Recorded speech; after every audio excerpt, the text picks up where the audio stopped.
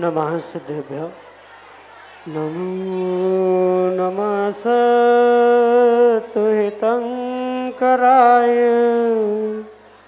वीराय भव्याम्बुजभास्कराय अनंतलोकाय सुरार्चिताय देवादिदेवाय नमो जिनाय देवादिदेवाय नमो जिनाय। पंच परमेष्टि भगवान की परम पूज्य आचार्य भगवंत गुरुवर विशुद्ध सागर जी मुनि महाराज की परम पूज्य मुनि श्री सुप्रभ सागर जी महाराज की समीचीन विकल्पों का सम्यक समाधान, सम्यक ज्ञान की वह अलौकिक विधा जिसके माध्यम से हम सभी प्रतिदिन अपने मन के अनेक अनेक समीचीन विकल्पों का आगम के परिप्रेक्ष्य में सम्यक समाधान प्राप्त करते हैं और वही सम्यक समाधान हमारे आत्मा के कल्याण का मार्ग प्रशस्त कराने वाला होता है। ऐसे आत्मकल्याण की अनूठी विधा समीचीन विकल्पों का सम्यक समाधान आप भी जोड़ सकते हैं और भेज सकते हैं अपना समीचीन विकल्प। प्रारंभ करते हैं और आज के पहले विकल्प के लिए सुविशुद्ध बाल संस्कार आरोपण शिवरार्थी के रूप में जैनम जैन उज्जैन मध्य प्रदेश से। नमोस्तु महाराज जी, नमोस्तु महाराज जी। मेरा प्रश्न ये है कि किसी भी भगवान या तीर्थंकर के नाम के आगे नाथ क्यों जोड़ा जाता है?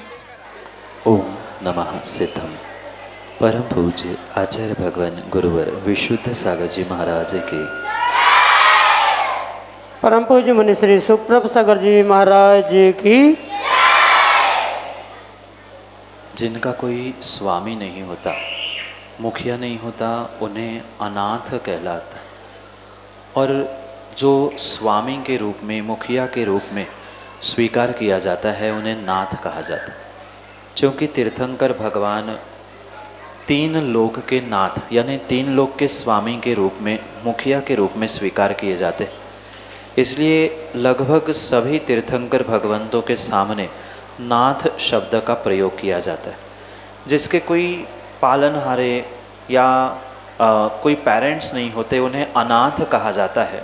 और जिनके लिए पेरेंट्स के रूप में कोई गुरु या कोई अन्य विशेष प्राप्त होते हैं, उनके लिए वह पालनकर्ता होने के कारण से, स्वामी होने के कारण से, मुखिया होने के कारण से नाथ कहा जाता है। क्योंकि तीर्थंकर भगवान तीनों लोक के स्वामी हैं, तीनों लोक उन्हें मानते हैं, तीन लोक में पूज्य है, तीनों लोकों के लिए विशेष योग्यता रखते हुए वे तीनों लोगों के लिए उपकारी है। इस अपेक्षा से तीर्थंकर भगवंतों को नाथ कह के शब्दों के साथ जोड़कर पुकारा जाता है। यही आपके लिए सम्यक समझ। नियति सोनी अगले समीचीन विकल्प के लिए। नमोस्तु महाराज जी। मेरा यह प्रश्न है कि जिस प्रकार हम मंदिर जी में कोई से भी खाने की वस्तु नहीं लाते हैं, उसी प्रकार जो द्रव्य हम चढ़ाते हैं वो भी तो एक प्रकार का अन्न ही तो है, तो हम उसे क्यों चढ़ाते हैं? बेटा, आप कच्चा अनाज या चावल आदि खाते हो क्या? नहीं खाते। उसे पकाकर, उसे प्रोसेस कर कर ही भोजन में प्रयोग में लाया जाता है। और ये भी ध्यान रखें, वहाँ जो भगवान के लिए समर्पित किया जा रहा है, वह द्रव्य खाने के उद्देश्य से नहीं लिए जा रहा है, अपितु चढ़ाने के उद्देश्य से ले जा रहा है। जैसे पानी है, पानी भी आप पीते हैं, तो फिर पानी चढ़ाने का क्या मतलब? ये जितने भी 8 द्रव्य मंदिर में प्रभु के, गुरु के सामने चढ़ाए जाते हैं, उसके पीछे का अभिप्राय खाने पीने का नहीं है, अपितु उस वस्तु के प्रति, यानी चाहे जल, चंदन, नैवेद्य आदि वस्तु जो द्रव्य चढ़ाए जाते हैं, उसके प्रति जो राग है, उसके प्रति जो ममत्व है, उससे दूर करने के लिए भगवान के चरणों में उसे समर्पित किया जाता है। और शायद आपने मंत्रों के साथ पढ़ा होगा कि समर्पयामि निरूपयामि स्वाहा, समर्पयामि स्वाहा आदि कहते हुए उस द्रव्य के प्रति जो लोभ था, हमारा ममत्व था, राग था, उसका विसर्जन करने का वहाँ कार्य किया जाता है। खाने का उद्देश्य बिल्कुल भी नहीं है। वही सामग्री जैसे चावल है, चटक है, फल है, उनको खाने के उद्देश्य से मंदिर में ले गए हैं तो पाप लगता है, और चढ़ाने के उद्देश्य से ले गए हैं तो पुण्य लगता है। जैसे आपके जेब में 10 रुपए की नोट है, तो 10 रुपए की नोट आपको कभी नहीं कहती कि उसका सदुपयोग करना चाहिए। अगर वही 10 रुपए की नोट मंदिर में गुल्लक में डाल दी तो आपको पुण्य मिलेगा, और वही 10 रुपए की नोट से आप कहीं बाज़ार में जाकर चाट खा के आते हैं तो वहाँ पर आपको अवश्य ही पाप लगेगा। तो वस्तु तो तटस्थ माध्यस्थ होती है, उसका प्रयोग कैसे करना है ये व्यक्तिगत रूप से हमें स्वयं को डिसाइड करना होता है, और जैसा उसका प्रयोग होता है वैसा ही आपको फल मिलता है। इसलिए मंदिर में जो भी खाद्य सामग्री के रूप में भी फल है, नैवेद्य है आदि ले जाया जा रहा है, वहाँ खाने का अभिप्राय नहीं है, अपितु वहाँ चढ़ाने का अभिप्राय है। उसके प्रति लोभ कषाय ममत्व को छोड़ने का उद्देश्य होने से वह पाप नहीं अपितु पुण्य कार्य में ही आता है। यही आपके लिए सम्यक समझ। आराध्य जैन उज्जैन मध्य प्रदेश से अगले समीचीन विकल्प के लिए शिवरार्थी के रूप में। नमोस्तु महाराज जी। महाराज जी, मेरा प्रश्न ये है कि विद्यालय में हमें ऐसा इतिहास में ऐसा पढ़ाया जाता है कि 24वें तीर्थंकर महावीर भगवान ने जैन धर्म की स्थापना की थी, पर पहले तीर्थंकर तो ऋषभदेव थे। फिर विद्यालय में ऐसा क्यों पढ़ाया जाता है? नमस्ते गुरु जी। विद्यालयों में जो कुछ भी आपको पढ़ाया जाता है वह वर्तमान की अपेक्षा से जितना नॉलेज उनको है उतने नॉलेज के अपेक्षा से तो सही है, पर हमारे जैन धर्म के हिसाब से तीर्थंकर महावीर भगवान किसी भी प्रकार से हमारे धर्म के पहले तीर्थंकर या प्रथम कर्ता नहीं थे। उन्होंने तो 23 तीर्थंकरों ने पूर्व में जो कहा वही सत्य वही धर्म बताने का प्रयास किया, और ये भी समझे कि मात्र आदिनाथ भगवान ही हमारे पहले तीर्थंकर धर्म को बताने वाले नहीं थे। उनके पूर्व भी ऐसे अनंतानंत 24 तीर्थंकर भगवान प्रत्येक युग में हो चुके। इसलिए पहले तो ये हमें आगम के परिप्रेक्ष्य में समझना होगा कि ये जो कुछ भी आप वर्तमान में स्कूल कॉलेज में पढ़ते हैं ये लौकिक पढ़ाई सत्य नहीं है। अगर विज्ञान को भी आप पढ़ते हैं तो विज्ञान के सिद्धांतों में आखिरी में आप पढ़ते हैं अभी तक इतना सीखा, अभी तक इतना खोजा, आगे और खोजेंगे। मतलब ये है कि उनके पास अभी सत्य नहीं है, चाहे वह ज्योग्राफी हो, चाहे फिजिक्स हो, चाहे आपका हिस्ट्री का विषय क्यों ना हो, उनमें उन्होंने जहाँ तक खोज की है वहीं तक वो सत्य को जान पा रहे हैं। सत्यता तो यही है कि ना आदिनाथ भगवान हमारे इस धर्म तीर्थ के पहले तीर्थंकर है, भले इस काल में पहले तीर्थंकर, इस 24 के पहले तीर्थंकर आदिनाथ भगवान हैं, पर किसी प्रकार से वह अनादि काल से अगर धर्म की व्यवस्था को हम समझे तो वह तीर्थंकर इस युग के पहले है, पर पूर्ण युग के यानी पहले उसके पहले जो तीर्थंकर हुए उनकी अपेक्षा से वे पहले नहीं हैं। ये समझते हुए हमें अपने आगम की सत्यता का ही निर्णय करना होगा, क्योंकि लिखा तो कुछ भी जा सकता है, उन्होंने जो समझा जो पढ़ा वही उन्होंने लिख दिया। इसलिए सत्य जो हमारे आचार्यों ने हमारे ग्रंथों में लिखा है वही है। उन्होंने क्या पढ़ा क्या समझा वह उनका विषय है, क्योंकि उनको इतिहास पता ही नहीं है, पूर्व में क्या हुआ, कौन तीर्थंकर थे, उनके पूर्व के तीर्थंकर क्या थे, उनका इतिहास उनके पास नहीं है। इसलिए उस अधूरे आधार पर, अधूरे इतिहास के आधार पर उन्होंने लौकिक पढ़ाई की शिक्षा में आपको ये सब कुछ आधा अधूरा ज्ञान देने का प्रयास किया है। यही आपके लिए सम्यक समझ। रक्षार्थ जैन उज्जैन मध्य प्रदेश से अगले समीचीन विकल्प के लिए। दोस्तों महाराज जी, मेरा प्रश्न ये है कि जैन धर्म के हिसाब से दुनिया का अंत कब, कैसे और कब होगा? हमारे जैन धर्म के अनुसार इस पृथ्वी पर 6 काल होते हैं, पहला, दूसरा, तीसरा, चौथा, पांचवा और छठवां। जब छठा काल पूर्ण हो जाता है जिसका नाम दुखमा है, उसकी समाप्ति के बाद कुछ ऐसी कुवर्षाएँ होती है, दुखद वर्षाएँ होती है जिसके कारण से इस सृष्टि का नाश होता है। पर जैसे सामान्य रूप से आपने अपने पढ़ाई के पुस्तकों में यानी स्कूल कॉलेज के पुस्तकों में पढ़ा है उस प्रकार से किसी भी प्रकार से पृथ्वी का नाश नहीं होता, सभी नष्ट हो जाता है, ऐसा नहीं है। कुछ एक जीव जैसे मुनिराज, आरिका, कुछ श्रावक दंपति के रूप में किसी एक गुफा में सुरक्षित रहते हैं और पुनः उनके ही निमित्त से इस संसार की पुनः रचना होती है। पर ये जैसा ही छठा काल समाप्त होता है, छठे काल के समाप्ति के बाद ये कुवर्षा होना, विपरीत कार्य घटित होना, अग्नि का समाप्त हो जाना, ये सब कुछ होने के कारण से वहाँ इस पृथ्वी का संपूर्ण रूप से नाश कुछ एक जीवों को छोड़कर हो जाता है और पुनः जब छठा काल आना वाला होता है, पुनः ये धर्म की परंपरा शुरू होने वाली होती है, सृष्टि की पुनः रचना कुछ कुछ अंशों में प्रारंभ होती है और पुनः ये कार्य प्रारंभ होता है। यही आपके लिए सम्यक समाधान। तो सिद्ध जैन आगर मालवा मध्य प्रदेश से अगले समीचीन विकल्प के लिए। नमोस्तु महाराज जी, मेरा प्रश्न यह है कि तीर्थंकर का चिन्ह सिर्फ सीधे पैर के अंगूठे में क्यों ही होता है, हाथ कहीं और क्यों नहीं होता?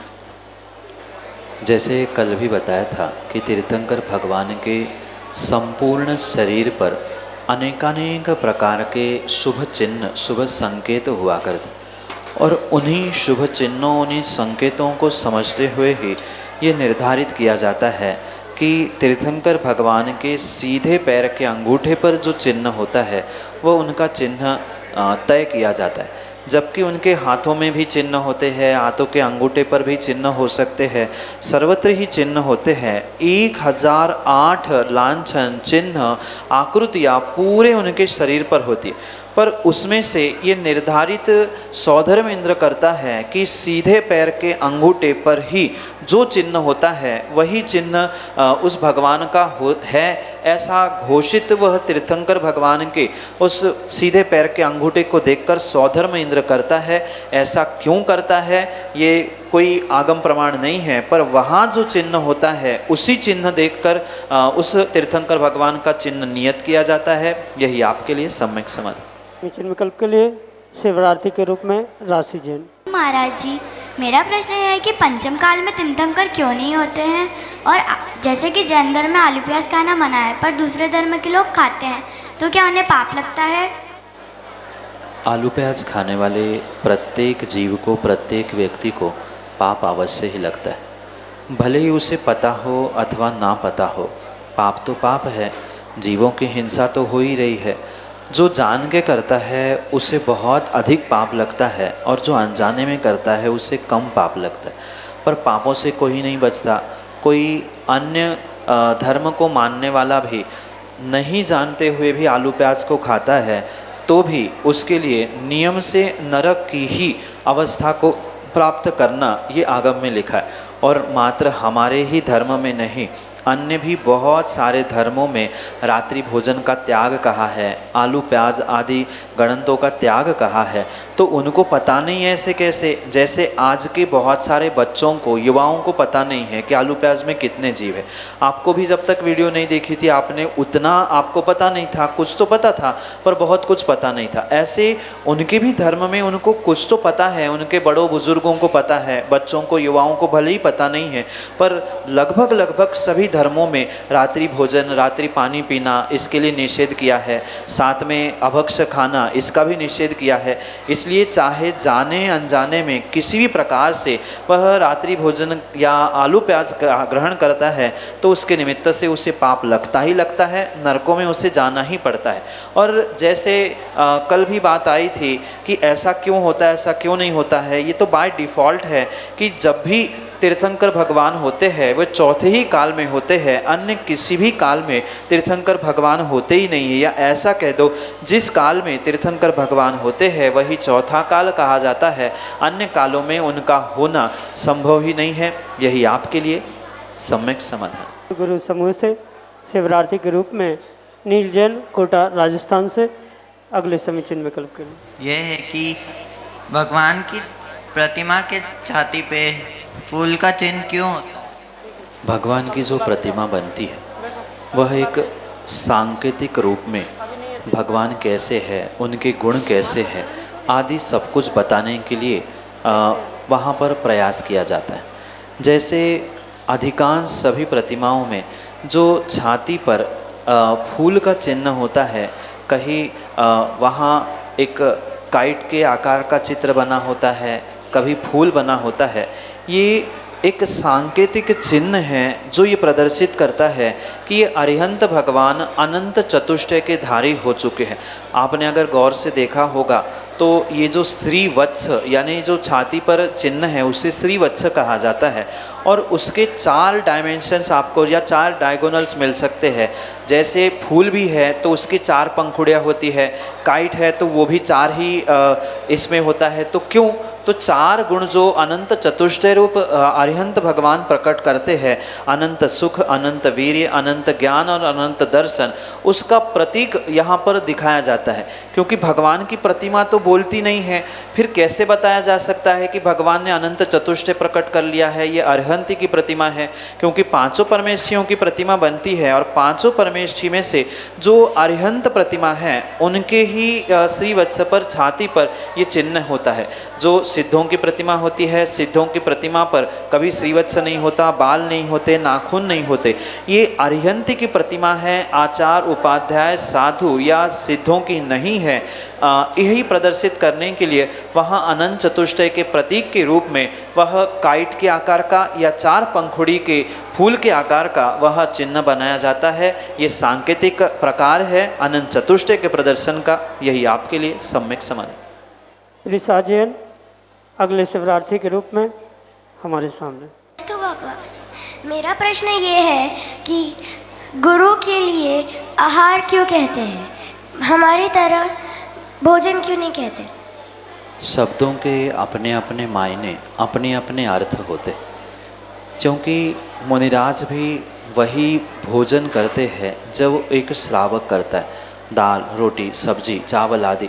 पर फिर भी उनकी जो विशेष त्याग तपस्या की अवस्था है, इसलिए उनके उस भोजन को आहारचर्या कहा जाता है। आप जब भी भोजन करते हैं किसी प्रकार से आप अंतराय नहीं पालते, शोधन नहीं करते, उसमें लगने वाले दोषों के लिए प्रायश्चित नहीं ग्रहण करते।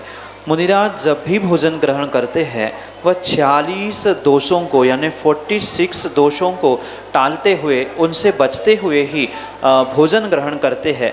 और इसी कारण से उनकी ये महान तपस्या ऐष्णा समिति के रूप में स्वीकार की जाती है, जिसे शास्त्रीय या सामान्य भाषा में आहारचर्या ऐसे कहा जाता है। जबकि क्रिया दोनों एक ही है, पर क्रिया के पीछे का अभिप्राय, अपेक्षा, उद्देश्य आदि समझते हुए उसका भिन्न भिन्न नाम या भिन्न भिन्न संज्ञाएं दी जाती है। जैसे एक ही व्यक्ति दोस्तों के साथ कुछ अलग नाम से पहचाना जाता है, दादा दादी उसे कुछ अलग कह के कॉल करते हैं, माता पिता कुछ और नाम से जानते हैं, स्कूल में सर्टिफिकेट पे या मैडम के पास और ही कुछ नाम होता है।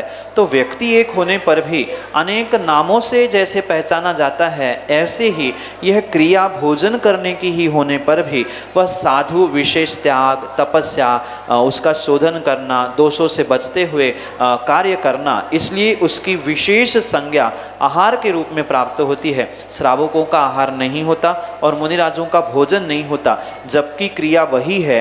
वो भी भोजन करते हैं, आप भी भोजन करते हैं, पर वे अपने कर पात्र में आहार ग्रहण करते हैं, भोजन ग्रहण करते हैं। इसलिए उनके लिए आहारचर्या ऐसा कहा जाता है और श्रावकों के लिए भोजन ऐसा कहा जाता है। यही आपके लिए सम्यक समझ। रिद्यांशा जैन अगले शिवरात्रि के लिए समीचीन विकल्प के साथ। महाराज जी मेरा प्रश्न ये है कि भगवान के केश तो नहीं होते, तो मूर्तियों में केश क्यों दिखाई देते हैं? ऐसा आपको किसने कहा कि भगवान के केश नहीं होते? सिद्धों के केश नहीं होते, नाखून नहीं होते, ये सत्य है। पर अरिहंत भगवान के केश, नाखून आदि हो सकते हैं, उसमें कोई भी दोष नहीं है। क्योंकि अरिहंत भगवान अभी 8 कर्मों से रहित तो हुए नहीं है, मात्र 4 घातिया कर्मों का नाश करते हुए उन्होंने अरिहंत अवस्था प्राप्त की। भले ही उनका शरीर जो औदारिक था, परम औदारिक रूप बदल गया है, पर जब वह केवली भगवान बनते हैं, यानी 12वें गुणस्थान से 13वें गुणस्थान में भगवान अवस्था को प्राप्त करते हैं, उस समय पर जितने बाल उनके शरीर पर होते हैं उतने बाल ही रहते हैं। वे केवल ज्ञान के बाद बढ़ते नहीं हैं, कम नहीं होते, उनको केशलोच नहीं करना पड़ता। इसलिए उनको जिस प्रकार से वे केवल ज्ञान की अवस्था में होते हैं वैसे ही दिखाया जाता है। जैसे आदिनाथ भगवान की बहुत सारी प्रतिमाएं आपने देखी होंगी, तो उनके लंबे बाल दिखाए जाते हैं। तो लंबे बाल दिखाने का यही उद्देश्य था कि उन्होंने लगभग 1 वर्ष तक तपस्या में ऐसा समय व्यतीत किया कि उन्होंने केशलोच नहीं कर पाया, और जैसे केवल ज्ञान हुआ जितने उनके बाल थे वैसे ही के वैसे रहे। केवल ज्ञान होने पर बाल ना कम होते हैं ना अधिक होते हैं, जैसा था वैसी अवस्था में रहते हैं। इसलिए अरिहंत भगवंतों के तो बाल होते हैं और बिल्कुल वह कर्वी होते हैं, इसलिए चित्रों में या प्रतिमाओं में भी उनके वैसे ही गोल गोल बाल दिखाए जाते हैं। अरिहंतों के बाल होते हैं, सिद्धों के नहीं होते। यही आपके लिए सम्यक समाधान। ग्रंथ जैन अगले समीचीन विकल्प के लिए। दोस्तों महाराज जी, मेरा प्रश्न ये है कि जो कैटरपिलर है वो तो 2 इंद्रिय जीव है, तो वो 4 इंद्रिय तितली कैसे बन जाता है? बेटा, ततैया जो है वह 2 इंद्रिय नहीं 4 इंद्रिय ही है। इसलिए वह 4 इंद्रिय के ही उत्पन्न करने के लिए निमित्त बनती। जो इल्ली होती है वह 2 इंद्रिय होती है, पर जो कैटरिया होती है वह 4 ही इंद्रिय के रूप में होती है, भले ही उसका आकार भिन्न क्यों ना हो। और जो आपने वीडियो में देखा ततैया, वह जो पंखों के साथ है वो 4 इंद्रिय है ही, तो वही 4 इंद्रिय को जन्म देगी। और अगर कोई 2 इंद्रिय है तो वह 4 इंद्रिय को जन्म देने के लिए निमित्त नहीं बन सकती। वह जन्म जब भी देगी तो 2 इंद्रिय को ही देगी। वह 2 इंद्रिय से 4 इंद्रिय कभी भी नहीं बनती। यही आपके लिए सम्यक समाधान। कियांश अजमेरा इंदौर मध्य प्रदेश से अगले समीचीन विकल्प के लिए है कि चंद्रा प्रभु भगवान के बाद नाथ क्यों नहीं लगता है? बेटा, ये आवश्यक नहीं है कि प्रत्येक भगवान के नाम के आगे नाथ जोड़ ही दे। जैसे पुष्पदंत भगवान हैं, उनके आगे भी नाथ नहीं है। महावीर भगवान हैं, उनके आगे भी नाथ नहीं है। तो ये एक सामान्य रूप से सर्वत्र नाथ की परंपरा चलती है, पर आवश्यक नहीं है कि प्रत्येक तीर्थंकर भगवान के आगे नाथ शब्द ही जोड़ा जाए। जैसे प्रत्येक मुनिराज के आगे सागर ही जोड़ा जाए, ये आवश्यक नहीं है। ये तो एक ट्रेंड चलता है तो उस प्रकार से कार्य होता है। ऐसे ही उन तीर्थंकर भगवंतों के कुछ एक के निमित्त से नामों के साथ नाथ जोड़ा जाता है। ऐसा कंपलसरी नहीं है, आवश्यक नहीं है कि प्रत्येक तीर्थंकर भगवान के नाम के आगे नाथ ही जोड़ा जाए। अन्य अन्य नाम भी उनके हो सकते हैं, जैसे चंद्र प्रभु है, महावीर है, तो उनके भी नाम बिना नाथ के हो सकते हैं। यही आपके लिए सम्यक समाधान।